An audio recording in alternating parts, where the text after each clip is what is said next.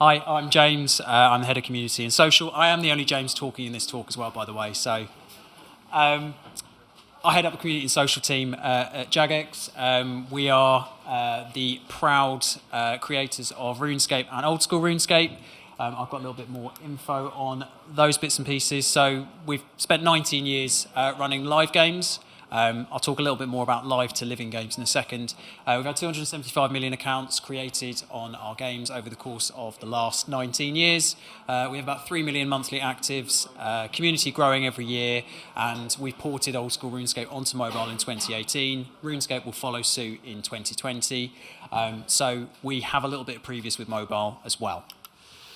So our CEO, Phil Mansell, came to this, I don't know if it was this stage, but he was at Pocket Gamer Connect a couple of years ago and talked about moving from live games to living games. Now, live games updated every week.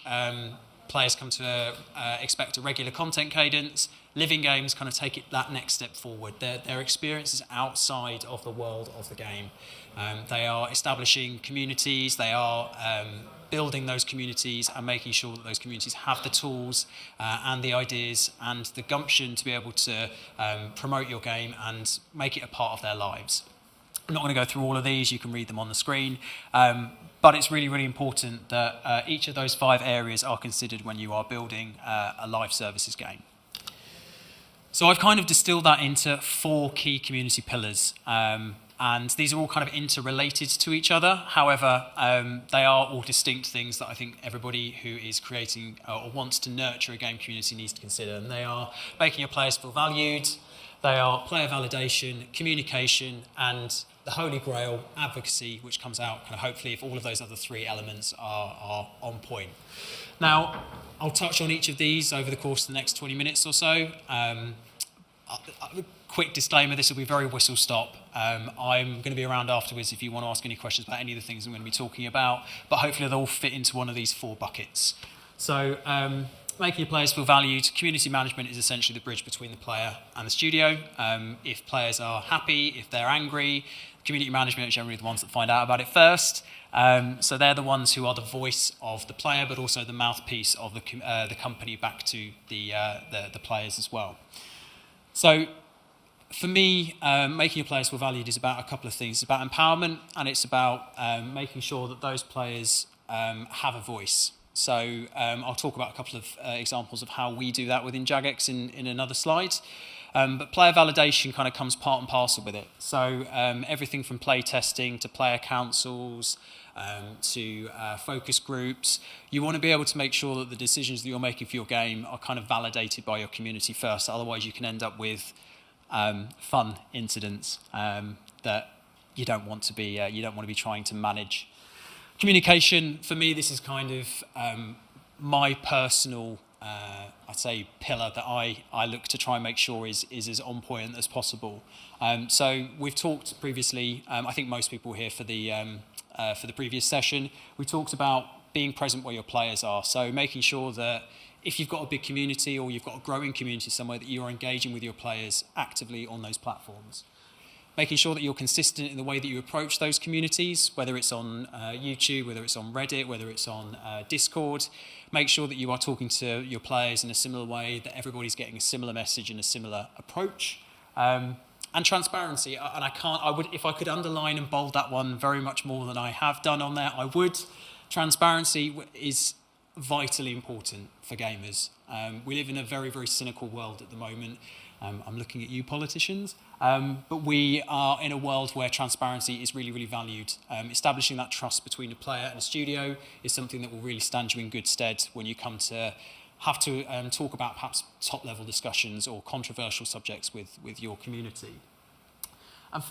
Remembering that you're a game studio is vitally important. We were talking about on the panel just now about injecting a bit of fun and engagement into how you communicate with your players, because at the end of the day, your players are there because they want to play a game. They want to be taken away from the world of seriousness, and this is a great platform in which you can do it. And there's a lot of focus that goes on the way that you communicate between the players communicate with the studio, but also you need to focus on how your community are going to be communicating with each other as well. Establishing things like chat systems within game, building those communities outside of the game in which your players can talk to each other as well, stands you in really good stead to start to engage with them as a company as well. And finally, kind of that holy grail of advocacy, everything from influencer management to making sure that those champions of your community feel valued. It's a way of getting people who would not normally be playing your game.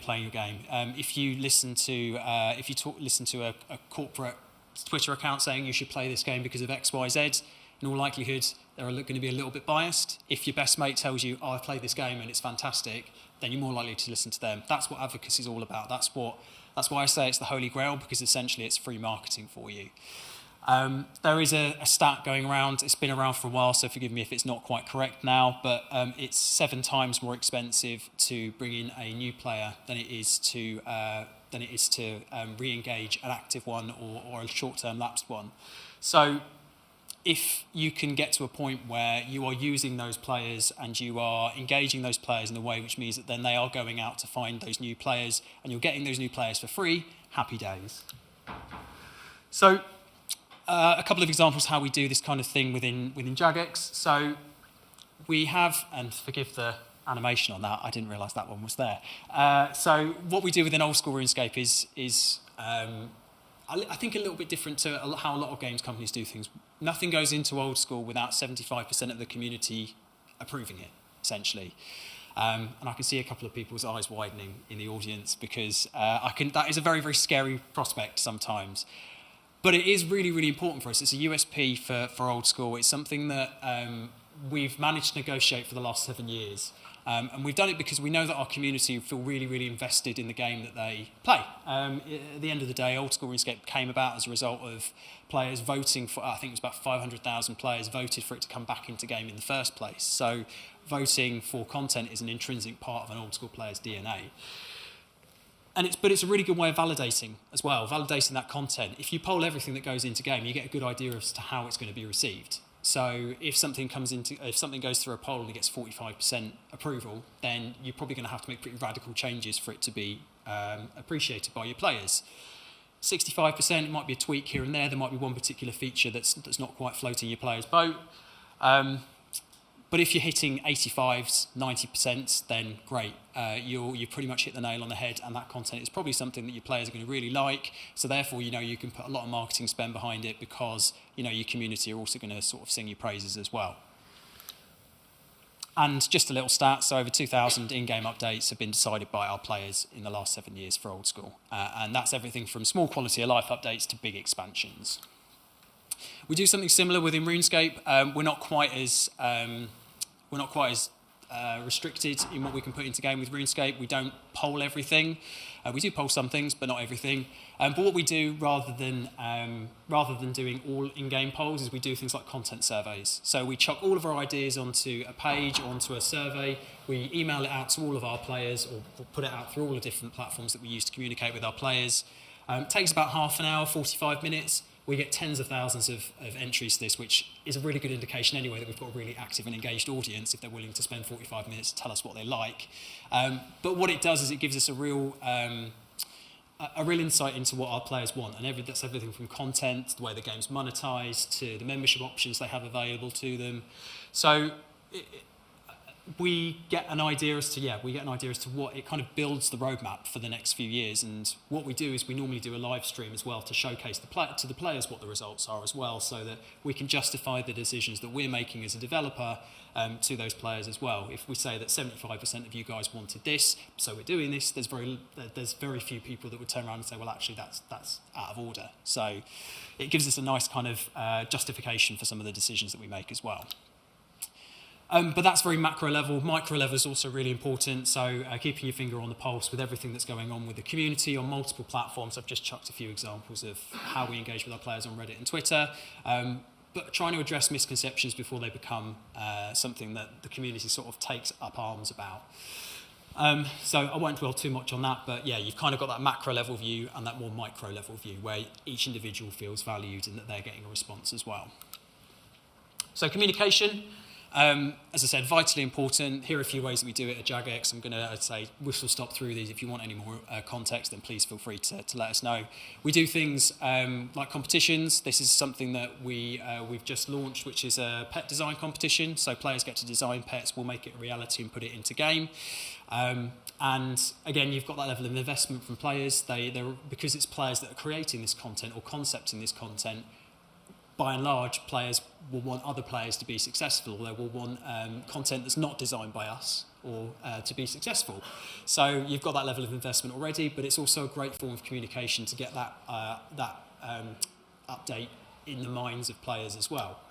Live streams, so we do weekly live streams with our players. This one here, as you can see, me wearing a stupid hat. We celebrated our 19th birthday in January, so we got some of our most experienced members of staff onto the sofa to talk about the times of Jagex yore. But we normally do more kind of weekly live streams for RuneScape. If anybody wants to tune in, they're 5 o'clock on Tuesdays. Old school, they're 5 o'clock on Wednesdays. But we deal with all kinds of things, whether they're pressing matters in the community, showcases of new content. It just helps to kind of give those hyper-engaged players that want to find out as much as they possibly can an opportunity to do so and ask questions to us. Discord, we have about 80,000 players in our 2 Discord servers. We run these, we structure these in a way that for all kinds of players, they're useful. Whether you're new coming into the game, there's kind of an onboarding section, but there's also for any kind of big game updates that are coming out, we create separate rooms that players can engage with our developers on, and I'll talk a little bit more about that in the next slide. I'm talking about our members of staff on social. This is Ash. He has about 80,000 followers on Twitter. He is fantastic. But we have a lot of staff on our social channels, on different social platforms, engaging with our players. I spoke on the panel just now about that kind of level of authenticity and level of humanity that you get when you interact with a human rather than a brand. We have all of our staff, most of our staff on social platforms, sharing teasers, sharing examples and reasonings for why they've made certain decisions. Obviously, there is there are risks and rewards that are associated with this. You need to make sure that you've given the support to the members of staff that are going to be on social, resilience training, onboarding, what to do, what not to do. That can be quite a time-consuming process, but we found that the rewards far outweigh the risks. Reddit's a big platform for us, and we try and make sure that we can control, where possible, the conversation on Reddit, because sometimes it can spiral out of control. So we try and make sure that we update as often as we can. This was a particular example where we were talking about adding in partnerships with corporate sponsors into the game. Community were not massively impressed, I think is the right way to say it. But we kind of jumped on it, made sure that we engaged with our community throughout the whole process, so they understood why we wanted to do it, and that actually it would follow the same process as everything else that goes in old school. If it doesn't go through a poll, it doesn't get into game. Sure enough, it didn't go through a poll, but we kind of stuck by it, and we said, actually, well, thank you for telling us. At least we know that's not something that you want now, and the players appreciated that. And finally, I talked about this in the panel as well, but we established within our Facebook page that there was a lot of bouncing going on. So players jumped on, they asked a question, they didn't get an answer to their question straight away, and they moved on because they don't have the time to be able to, I suppose, recover an account or search through our website to try and find certain things, or to, I suppose, find out more about the latest content. So what we did, because also we're a UK-based company, our general office hours are sort of between 8 and 7-ish, something like that. A lot of players were coming in US-based, about 65% of our player base are US-based, coming in out of hours, asking questions, and we were kind of having to rely on the community to answer their responses. We thought, actually, that's not good enough. So we put in a bot onto our Facebook page that hopefully will deal with a lot of the queries that you might have, whether it be about new and upcoming game content, support queries, how to get access to the RuneScape mobile beta, for instance. All of that was put in with the bot. It was done with a kind of a RuneScape-y flavour with it. If anybody doesn't know the RuneScape sort of tone, it's quite irreverent, quite British humour, quintessentially medieval as well. So we tried to incorporate that into the bot to give kind of a game experience outside of the game experience. And we found that about 57,000 interactions on that bot in the first kind of 6 months, which shows that there was a need there, and hopefully we fulfilled it. Talked about staff on social. We have, that's just a snapshot of some of the staff that we have. We have about 175 followers on, 175 staff on Twitter. But if you look at Reddit and you look at Discord as well, we've got about 400 accounts for our staff on social. I manage all these, so it's quite close to my heart. But obviously, there are instances where sometimes things do go wrong, and you need to make sure that you are looking after those involved and sometimes telling them why posting out about something political is not acceptable. So I talked about going from live to living, and there's no real better way of doing that than doing a real out-of-game experience. And RuneFest is our annual convention that we do. If I had to describe RuneFest to somebody who had never been before, I would say it's probably about 1,700 people of all shapes, sizes, ages, nationalities, different, just a general kind of cornucopia of humanity, with one commonality that they love RuneScape. And it's a really fantastic way for our community to meet up with each other, to speak to our developers, to find out about what's going on within the game. All of the expos themed around something within Gillinor, within RuneScape. And we bring most of our staff to the event as well, so that we start to build these personal brands with our staff. Players can go and meet them. They can meet the influential players. They can meet streamers, YouTubers. We try and make it as much for the players as we possibly can do. We do things like play testing new content and exclusive content that they wouldn't have been able to see otherwise. This is an example, I think, of RuneScape Mobile for a previous RuneFest, but we got some really fantastic feedback from that because players were able to play it at scale and offer us that kind of insight that we wouldn't have got if they were doing it kind of over a survey, for instance. We do something called the Gold Gnome Awards, which I talked about celebrating your champions beforehand and that advocacy argument. And we do the Gold Gnome Awards, which aim to celebrate our artists, our streamers, our YouTubers, our community champions, our cosplayers, everybody who goes above and beyond to make the place that the game that we have the most positive place to be. So again, there's me giving out the Community Champion Award last year, and this was to Presleek, who was an artist, but she was an artist with. She produced comics. She'd done it for about the last 5 or 6 years, and one of her biggest mantras was that the old school community and the RuneScape community generally don't get on, but actually that should be irrelevant because everybody loves some version of RuneScape, and she kind of dedicated her, I suppose, her craft to making sure that was a reality. So she was a worthy winner. But yeah, again, kind of celebrating those champions. That's very much on a top level scale, doing a whole award ceremony. But there are other ways that you can do it as well. So we invited some of our wiki team to RuneFest this year. We asked them to sit on a panel and talk about how they go about doing their business, and we offered them the opportunity to use it as a recruitment tool so that they could get other sort of wiki users to contribute to what is one of our best resources for onboarding new players and retaining existing players.